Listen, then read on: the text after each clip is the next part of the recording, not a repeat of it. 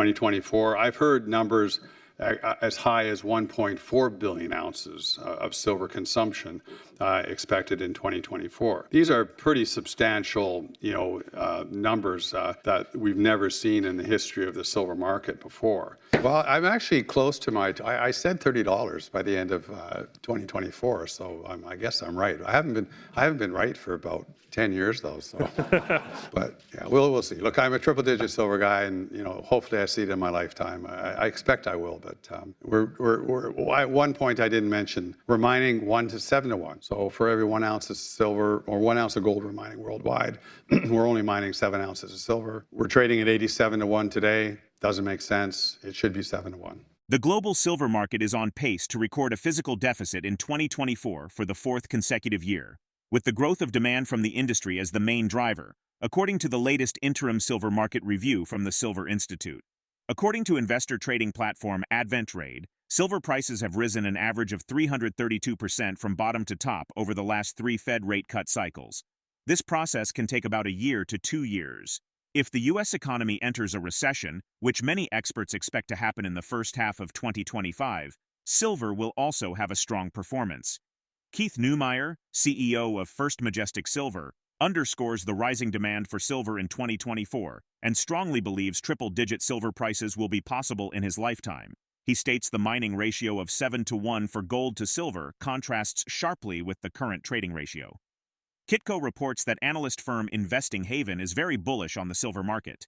It expects prices to test all-time highs in 2025 and set new records in the next few years, even reaching as high as $77 before 2028 and $82 by 2030. While analyzing the market, Neumeyer mentions a sharp decline in above-ground silver stocks, from 5 billion ounces to 1.2 billion ounces today. Regarding the silver market's future, KeithNeumeyer cautions that supply deficits will worsen with rising demand for nuclear energy, renewables, and EVs. He suggests that sustained triple-digit prices over a decade are essential to boost investment and expand supply, potentially driving prices higher. Silver prices in local markets increased by 2.4% during the past week's trading, while the ounce price on the global market rose by 1.1% as markets awaited the U.S. Federal Reserve's decision to determine the fate of interest rates in this month's meeting, according to a report from Safe Haven Hub. Before we continue to discuss this, please subscribe to our channel and activate the bell icon for timely updates. We're seeing demand right now of around 1.2 billion ounces of silver, and this is an estimate for 2024. I've heard numbers as high as 1.4 billion ounces of silver consumption expected in 2024. These are pretty substantial, numbers that we've never seen in the history of the silver market before. As it says on the slide, there's over 10,000 uses of silver. And the crazy things like yoga clothing, soles of your runners, paints in hospitals, linens in hospitals, filtration systems. Of course, when going back to the 80s, when silver was primarily used in the photographic industry and the photographic industry went electronic, there was a lot of silver around, because all of a sudden this one industry that was consuming 25% of the world's supply of silver disappeared. And then I noticed that being, at a copper company in the early 90s, and when I put First Majestic together in the early 2000s, I put it together because of the thesis, because I was seeing electronic usages increasing dramatically, and I expected that was going to continue. And that thesis has paid off quite nicely. And the last bullet there, and this is something that is some people don't, we heard the nuclear story on the prior presentation, but 80% of the rods within a nuclear reactor actually is silver. And with the new renaissance in the nuclear industry coming, we're going to see another big driver of silver demand over the next decade, which will be quite interesting to see. And here we've got two industries, the EV and the photograph or the photovoltaic industry, solar panels, consuming almost 300 million ounces of silver. And we're producing 830 million ounces of silver as an industry. And these two industries are consuming about 40% of the market.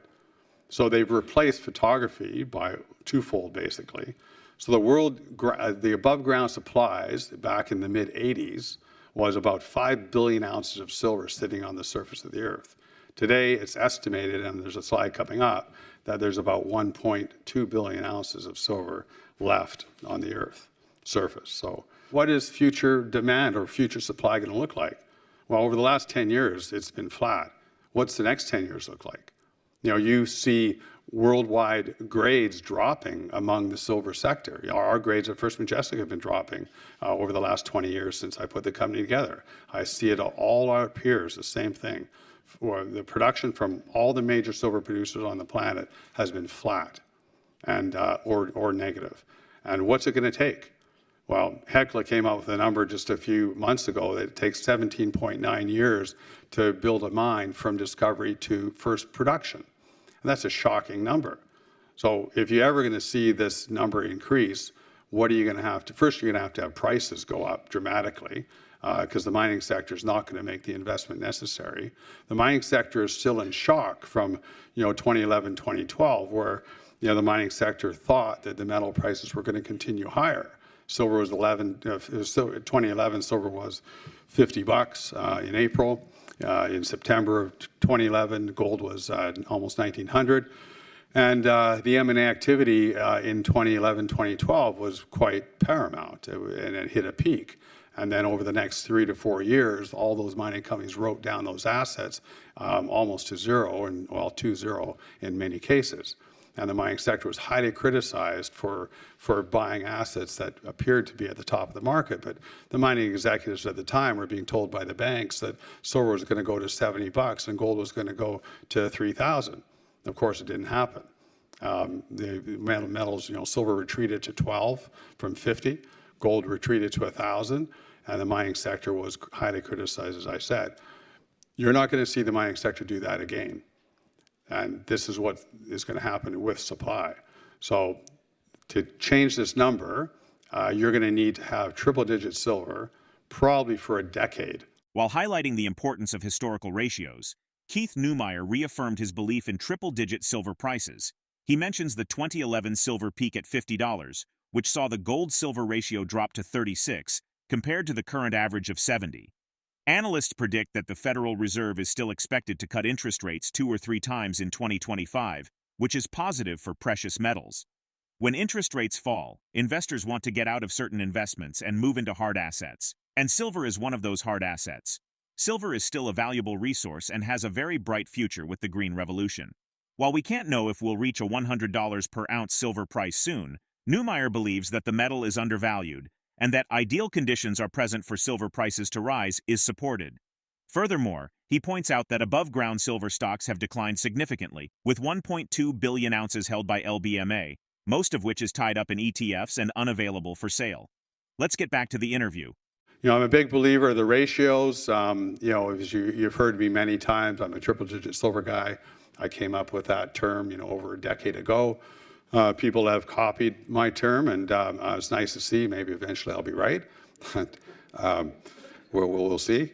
It's interesting that Bloomberg, you see this as the source is Bloomberg here, but it's interesting that they started in 1988. I don't know why they did that, but you see in 2011 there, when silver hit $50, the ratio hit 36. The average over this period of time, it shows 70, which I think is a little bit high, on the high side. I think if you went back to 1974, which is the beginning of the COMEX paper market, I think this number would be quite a bit different. I'd love to see that slide, and maybe we'll try to figure that out for my next presentation.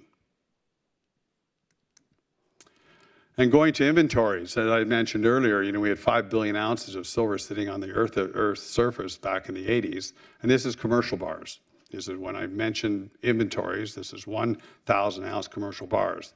This does not include silver jewelry, does not include private investments. It doesn't include your 10-ounce bar in your home.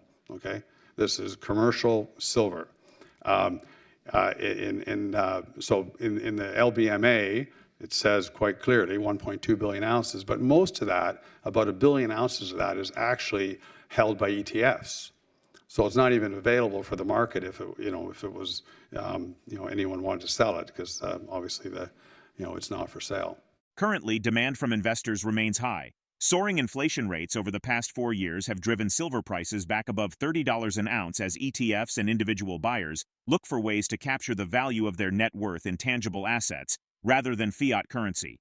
Given the current market conditions and the predicted supply deficit, what should happen for silver to break past its current price ceiling and reach the levels Neumeyer and others anticipate? Drop your thoughts in the comments section below. If you find this video informative, don't forget to support our channel and turn on notifications to stay informed about our latest videos. See you in the next video.